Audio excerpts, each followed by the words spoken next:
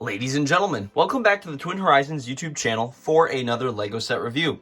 Today we're going to be looking at LEGO set 7965, LEGO Star Wars Millennium Falcon. And a quick disclaimer, there are a few pieces I'm missing from this set, so this is not a complete set review, but I basically have 95% of the pieces, but I'll get into that here in a little bit.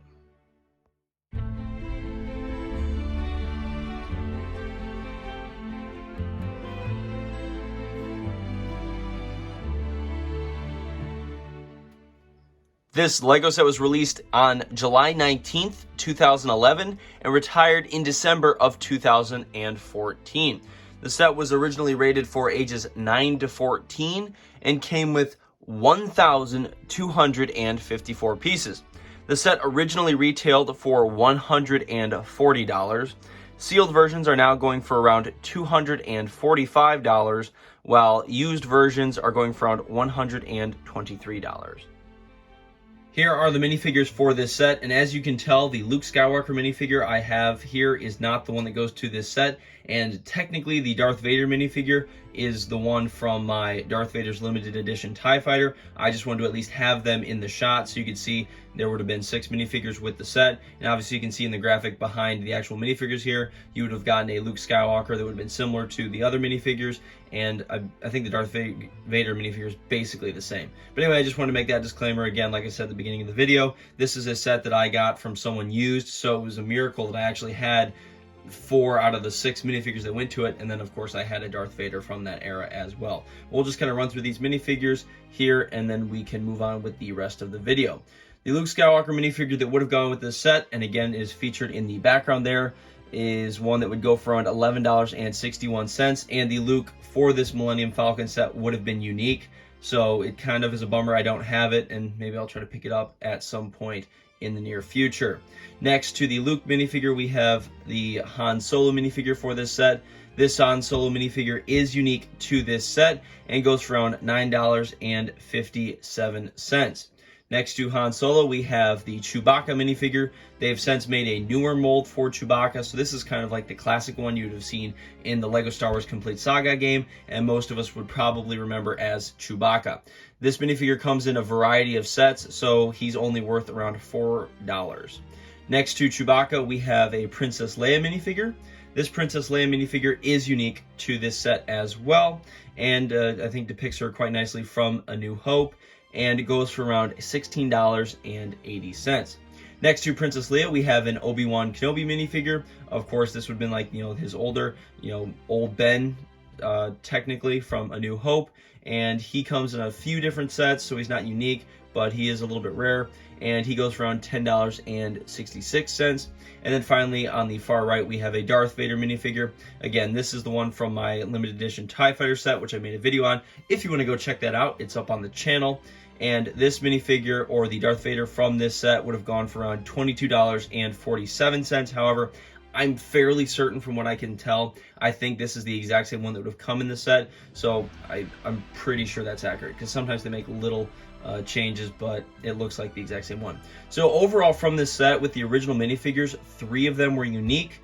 The Han Solo minifigure, the Luke Skywalker minifigure, and the Princess Leia minifigure. Of course, I have 2 of the legit minifigures here, and then that Luke Skywalker minifigure, of course, is incorrect, but again, it's unique to the set, and I don't have it, unfortunately. So that's a minifigure lineup. I think it's phenomenal. I think out of all the Millennium Falcons, this probably would have been the one I would have bought if I would have bought it brand new from the store, just because I feel like this selection of minifigures represents A New Hope perfectly, and I feel like would have been the best representation of the set, in my opinion.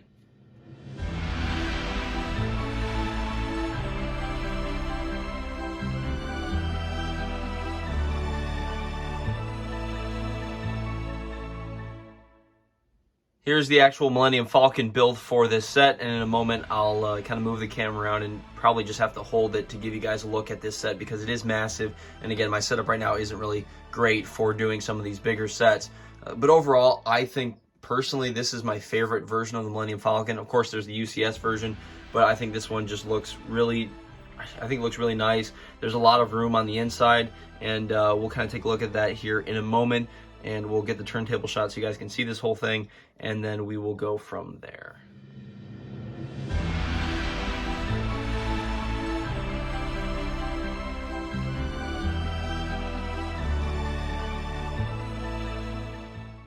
All right, ladies and gentlemen, here is the actual shot. We're going to kind of get a hands-on look at this set. So I was able to get Han and Chewie in the actual cockpit, which I think is an awesome feature. And then we'll open up the hull here.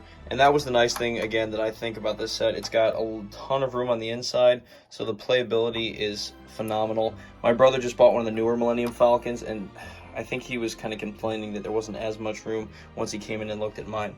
So we've got Leia, Obi-Wan, and Luke down in here. We got kind of some back vents going on. We've got some extra supplies and wrenches. Here's the helmet Luke would have worn when he did the blindfold lightsaber training on board the Falcon. We've got a couple beds back here. This down here is a smuggler's hatch, and I had that open because I have to do, this is the second take of this. So that folds down right there. And again, that smuggler's hatch is under there. Then we have the chairs where they place some space chests over here. And then, of course, down here, that's kind of like the computer area where they can sit and monitor things. And then under this archway over here, or down in that hallway, you have the ramp, which is extended right down there. And then you can see that right there as well. And then in this middle section, underneath this turret, there's actually a spot to put minifigures on. So you can put 2 minifigures on here, and then you can slide them back down into this spot here, and then just kind of seal that back up like so. And then of course you can just close up the hull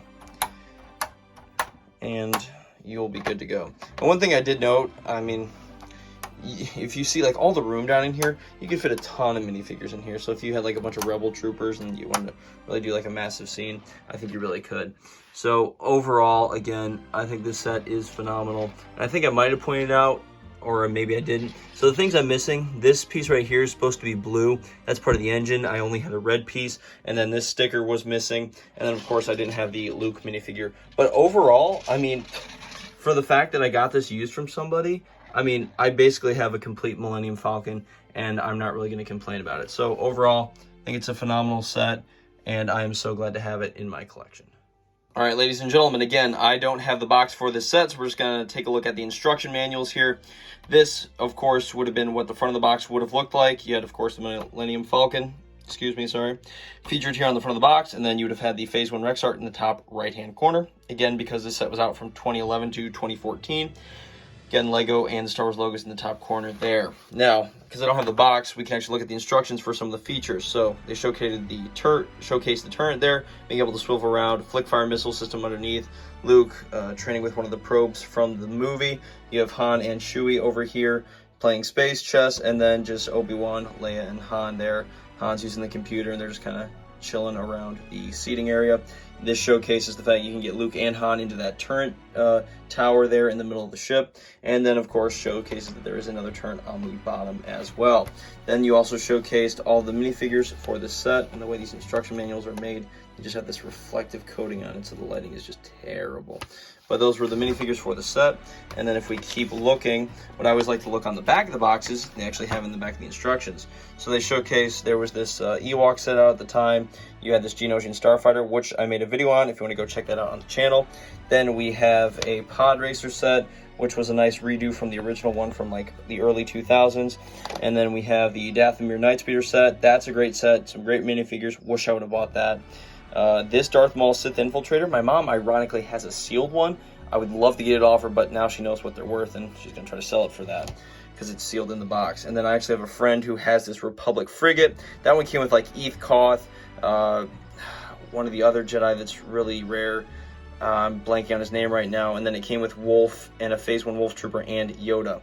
So it's just, that came with some phenomenal minifigures. And then this graphic here, this showcased these two sets. Bounty Hunter Gunship, T-16 Jedi Shuttle, and then some sweet Bounty Hunters and the minifigures that came. And then there's the two sets as well. And again, I apologize, this lighting is awful because these instructions are just so glossy and I'm just losing stuff. But you know what, we're going to keep the shot because I think you guys understand my pain.